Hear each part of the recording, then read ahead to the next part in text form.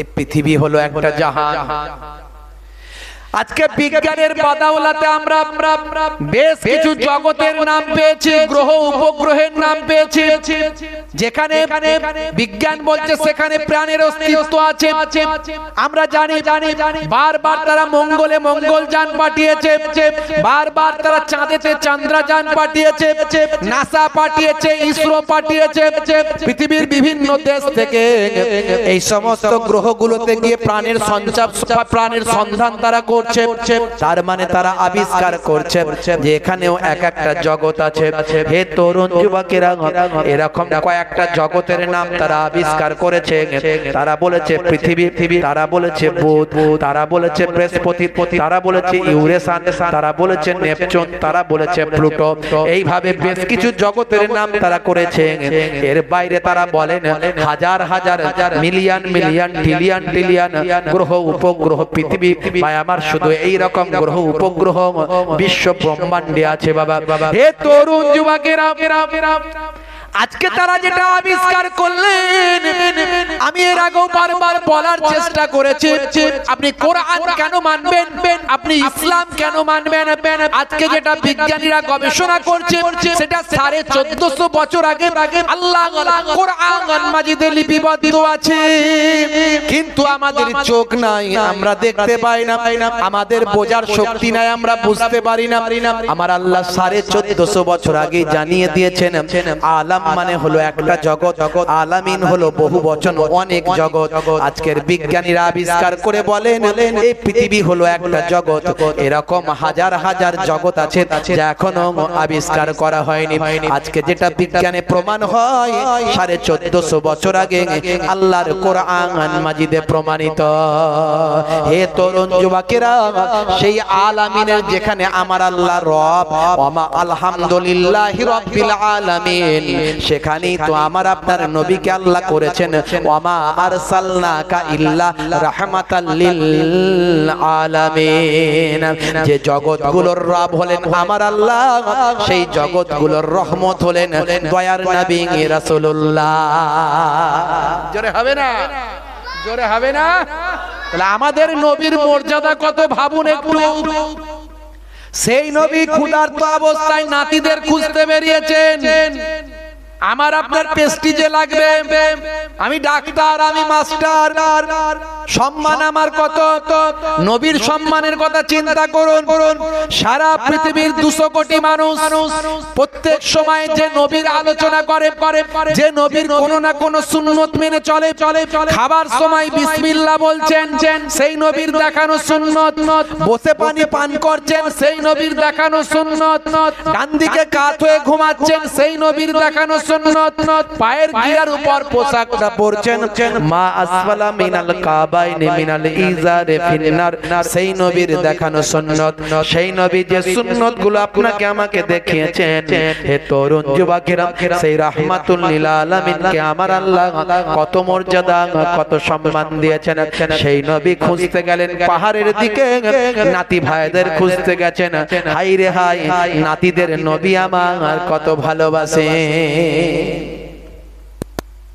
অনেকে ছোট ছোট বাচ্চাদের পছন্দ করে না, আছে না নাই? হ্যাঁ, বাচ্চা দেখলে বাচ্চা দূরে থাক, বাচ্চাদেরকে দূরে রেখে দেয়। বাচ্চাদের ভালোবাসা নবীজির সুন্নত। জোরে বলুন, দয়ার নবীর সুন্নত। আপনি বাচ্চাদের ভালোবাসেন।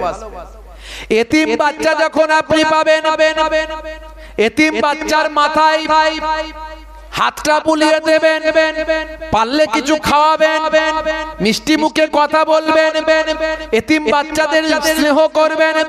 কিছু করতে পারেন আর নাই পারেন, এতিম বাচ্চা যদি আপনি পান, সেই এতিম বাচ্চার মাথায় একটু হাতটা বুলিয়ে দেবেন।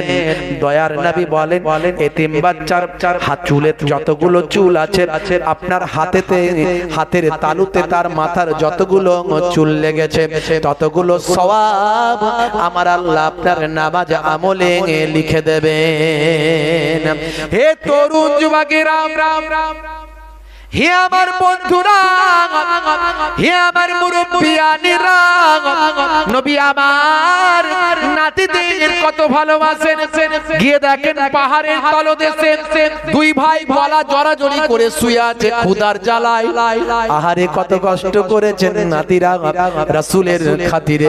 দয়ার নবী রাহমাতুল লিল আলামিনকে আমার আল্লাহ বললেন, হে আমার বন্ধু, হে আমার পয়গম্বর, আপনার এত কষ্ট, এত দরিদ্রতা, এত মেহনত, এত কষ্ট, আপনি তো হাত পাততে পারবেন না, কারো কাছে চাইতে পারবেন না। আপনি এত কষ্ট করে জীবন যাপন করেন, আপনি যদি বলেন, আপনি যদি বলেন আমি আপনার রব, আমি আল্লাহ আপনার বন্ধু, আপনি আমার বন্ধু, আমার বন্ধুর কষ্ট আমি সহ্য করতে পারি না, আপনি যদি বলেন অনুমতি দেন, আমি আল্লাহ আপনার আশপাশের পাহাড় পর্বতগুলো, মক্কার পর্বতগুলোকে, পাহাড়গুলোকে সোনা আর রূপা পরিণত করে দেব। আল্লাহর নবী বললেন, হে আমার মাবুদ আল্লাহ, হে আমার রব আল্লাহ, আমি ধনী হতে চাই না, আমি গরিবই চাই। তার কারণ হলো কাল কিয়ামত পর্যন্ত আমার কোটি কোটি উম্মত উম্মতি পৃথিবীর জমিনে আসবে, তাদের মধ্যে অনেকেই গরিব হবে, অনেকেই অর্ধাহারে অনাহারে দিন কাটাবে, অনেকেই অসহায় হবে, তারা ক্ষুধার্ত থাকবে, তারা অন্নহীন অবস্থায় থাকবে, পোশাক ভালো পোশাক পরতে পারবে না, ছেঁড়া ফাটা পোশাক তাদের পরতে বাধ্য হতে হবে, তাদের ভালো থাকার জায়গা থাকবে না। এরকম কোটি কোটি আমার উম্মত উম্মতি হবে। আমি যদি ধন দাওলাতের মালিক হয়ে যাই, তারা কাকে দেখে সান্ত্বনা পাবে? তার কারণ হলো ওই সমস্ত আমার উম্মত উম্মতিরা আমি দয়ার নবী রাহমাতুল লিল আলামিনকে দেখে তারা সান্ত্বনা লাভ করতে পারবে। এরই জন্য আমি নবী, আমি ধনী হতে চাই না, আমি গরিবই আপনার কাছে চাই। নবী গরিবই চেয়েছেন বলে নবীর নাতিরাও গরিব। বুঝতে পারছেন ভাইরা আমার, তরুণ যুবকেরা আমার, মুরব্বিয়ানেরা আমার, রাসূল পাক সাল্লাল্লাহু আলাইহি ওয়াসাল্লাম নাতিদেরকে ভুলিয়ে ভালিয়ে চলো ঘরে, চলো বেটা ঘরে, চলো বাবু ঘরে, চলো আব্বু ঘরে, চলো আমার বেটা ঘরে, চলো আমার নাতি, আমার কলিজার টুকরা, আমার কলিজার ধন, বিভিন্ন ভাবে বুঝিয়ে নাতিদেরকে বলতে লাগলেন। নাতিরা নানার কাছে তো অভিমান করবি, যাব না নানা, যাব না, যাব না, না আমি যাব না, মা মেরেছে কেন, যাব না। আল্লাহর নবী চুমু চাটা খেয়ে সেই কলিজার টুকরা নাতিদেরকে বাড়িতে নিয়ে এসে তবে ক্ষান্ত হলেন। জোরে বলুন সুবহানাল্লাহ। বন্ধুরা আমার, তরুণ যুবকেরা আমার, হে আমার মুরব্বিয়ানেরা, একদিন কার ঘটনা, আল্লাহর নবীর কলিজার টুকরা নাতিরা বলে, নানা যান বাইরে দেখলাম বাচ্চারা ঘোড়ায় চড়ে ঘুরে বেড়ায়, আমাদের বড় ঘোড়ায় চড়ার শখ হয়েছে, আপনি আমাদের জন্য ঘোড়ায় চড়ার ব্যবস্থা করে দেন, আমাদের ঘোড়া কিনে দেন, আমরা দুই ভাই একটু ঘোড়ায় চড়ে ঘুরে বেড়াই। আল্লাহর নবী বললেন, নাতিরা, ও ভাই হাসান, ভাই হোসেন, ও আমার কলিজার টুকরা নাতিরা, শুনে রেখে দাও, তোমাদের নানা জান ধনী ধনী ধনী হতে চান না, তোমাদের নানা জান গরিবি চেয়ে নিয়েছেন, তাই তোমাদের নানা জানের ঘোড়া কেনার পয়সা নাই। আজ আমি যদি তোমাদের জন্য নিজেই ঘোড়া হয়ে যাই, তাহলে তোমরা কি ঘোড়ায় চাপা আর শখটা মিটিয়ে নিতে পারো? দুইজন নাতি বলল, নানা জান ঠিক আছে, তাহলে আপনি ঘোড়া হয়ে যান। হে তরুণ যুবকেরা, আল্লাহর নবী, আল্লাহর রাসূল, দো জাহানের বাদশা, রাহমাতুল লিল আলামিন, সরকার দো জাহান, সুলতান মদিনা, আখির জামানার পয়গম্বর, জগতের নবী। একটু ভাবুন তো দেখি নবীর আখলাকটা কেমন, দয়ার নবীর চরিত্রটা কেমন। সারা পৃথিবীর বুকে মানুষ আজকে আখিরি জামানার পয়গম্বরকে নিয়ে আলোচনা করে, কেউ পক্ষে কেউ বিপক্ষে, হিংসুকেরা নিন্দুকেরা বিভিন্ন ভাবে নিন্দা খুঁজে বের করার চেষ্টা করে, তারা যদি একটু গভীরে যায় দয়ার নবীর প্রেমে আসক্ত হয়ে যাবে, দয়ার নবীর প্রেমে তারা নবীর শিষ্য হয়ে যাবে।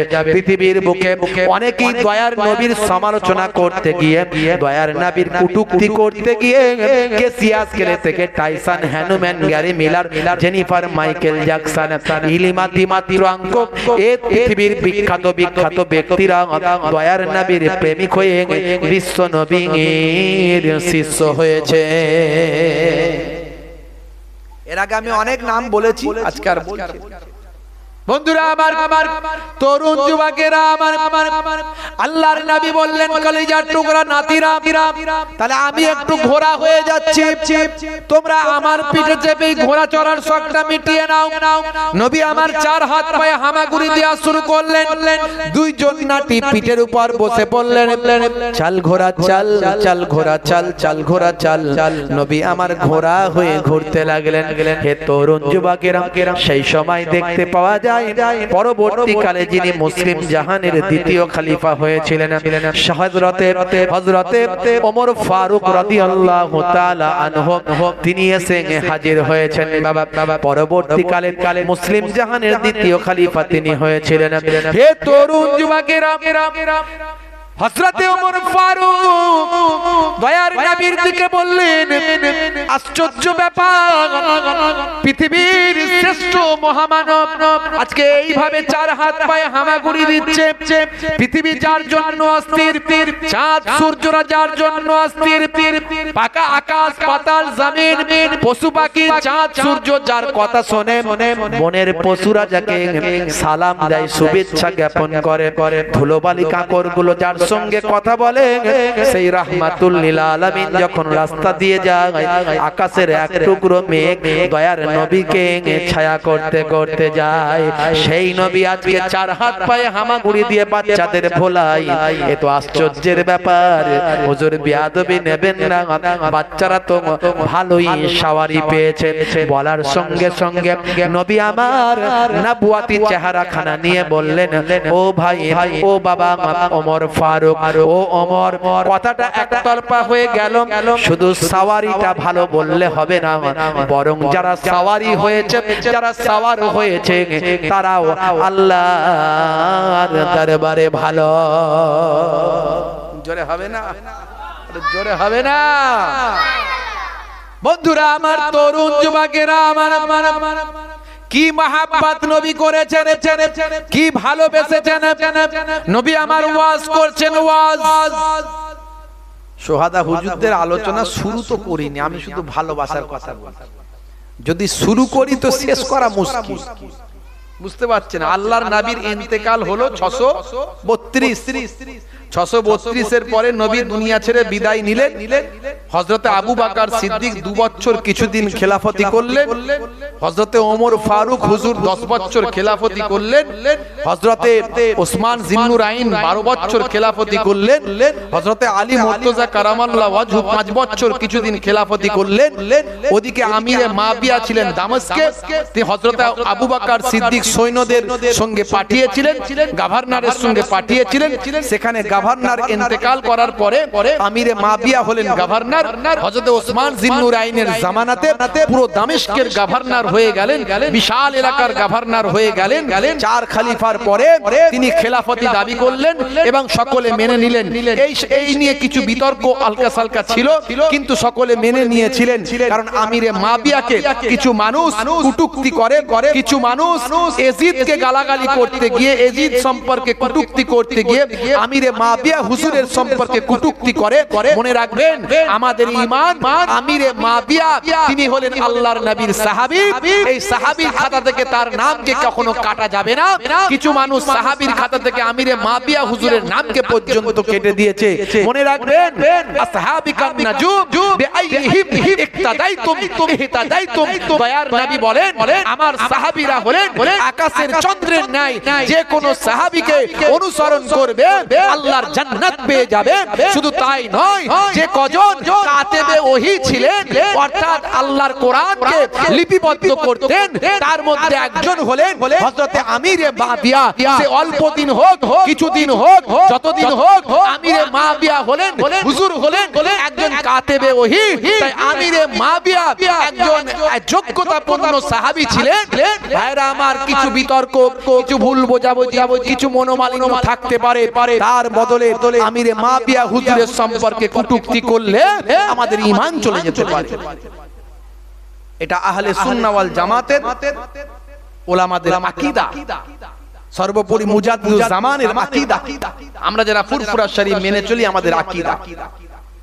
ইয়াজিদ সম্পর্কে অনেক বক্তব্য আছে, কেউ বলে ফাসিক, কেউ বলে কাফের, ইমামদের মধ্যেও ইখতিলাফ আছে ইয়াজিদ সম্পর্কে। বুঝতে পারছেন ভাইরা আমার, তরুণ যুবকেরা আমার, মুরব্বিয়ানেরা আমার, তবে ইমাম হুসাইন হুজুরকে যারা শহীদ করেছে তাদের ঈমান তো থাকার কথা নয়। কারণ ভাই আমার, সেবাবুল মুসলিমে ফুসুকুন ওয়া কিতালুহু কুফরুন। আল্লাহর নবী বলেছেন ঈমানদারকে গালি দেওয়া হলো ফাসিকি কাজ, আর হত্যা করা হলো কাফেরি কাজ, কুফরি কাজ। আর রাসূলের রাসূলের কলিজার টুকরা তাকে যদি কেউ আঘাত করে তার ঈমান নিশ্চয় থাকার কথা নয়। বন্ধুরা আমার, তরুণ যুবকেরা আমার, কথাই কথা বেড়ে যায় লম্বা চওড়া।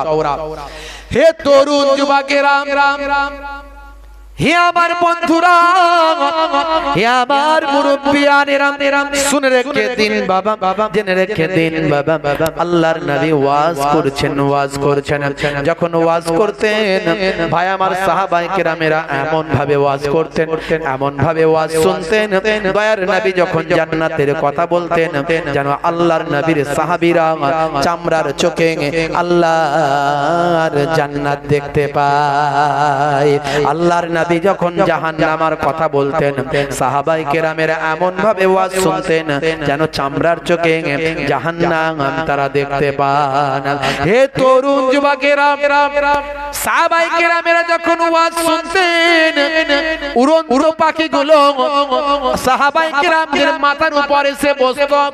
উড়ন্ত পাখিগুলো সাহাবায়ে কেরামদের ঘাড়ের উপরে এসে বসতো। পাখি বুঝতে পারতো না কোন মানুষের ঘাড়ে মাথায় বসেছে। আর সাহাবায়ে কেরামরাও এত অধীর আগ্রহে ওয়াজ শুনতেন, তারা বুঝতে পারতেন না কোন পাখি আমাদের মাথায় ঘাড়েতে বসেছে। হে তরুণ যুবকেরা, এই রকম ওয়াজের পরিবেশটা ছিল। আজকে আমরা ওয়াজ কেমন করে শুনি একটু বুকে হাত দিলেই চিন্তা করলেই পাওয়া যাবে। আমরা যদি মনোযোগ দিয়ে জীবনে ওয়াজগুলো শুনতাম আর সেগুলো যদি আমল করতাম, এক একজন আল্লাহর ওলি হয়ে যেতাম। কথা ঠিক না ভুল? আমরা সেইভাবে ওয়াজ মনোযোগ দিয়ে শুনি না এবং আমল করার গুরুত্ব আমরা অনুধাবন করি না। যদি করতাম তাহলে আমরা এক একজন আল্লাহর ওলি হয়ে যেতাম। আখেরি জামানায় অল্প ইবাদতে আল্লাহর ওলি। কথা ঠিক না ভুল? আপনি রাস্তাঘাটে তাকিয়ে দেখুন, 100 জনের 95 জন নামাজ পড়ে না, তাহলে 5 জন যদি সহিভাবে পড়ে 5 জনই আল্লাহর ওলি হয়ে যাবে। তাতে তো জবানের দোয়া কবুল হবে, অল্প স্বল্প হলেও হবে। কথা ঠিক না ভুল? 100 জনের 95 জন নামাজ পড়ে না, 100 জনের 95 জন ভাই আমার অন্যায়, অশ্লীলতা, পাপ কাজে লিপ্ত আছে, অল্প হোক, বিস্তর হোক, কম হোক, বেশি হোক। তাহলে 5 জন যদি আমরা পুরোপুরি সম্পূর্ণ পাপ থেকে দূরে থাকি, অন্যায় থেকে দূরে থাকি, আমাদের জবানের দোয়া কবুল হয়ে যাবে। বাপেরা আমার, আখেরি জামানায় ওলি হওয়া সহজ। দেখবেন স্কুলে আগের যুগে যারা 8 পাস, আগের যুগে যারা ক্লাস 8 পাস, এখনকার গ্রাজুয়েট পাস ছেলেদেরকে হিমশিম খাইয়ে দেবে। হাতের লেখা কি ভাই আমার, কত সুন্দর পড়ছে, কত সুন্দর বলছে, ব্যাখ্যা করছে। আর এখনকার গ্রাজুয়েট পাস করেও বাংলা ভাষা ঠিক করে বলতে পারে না। কোনখানে চলি তার কোনখানে সাধু, কোনখানে তুমি আর কোনখানে আপনি লাগাতে হবে।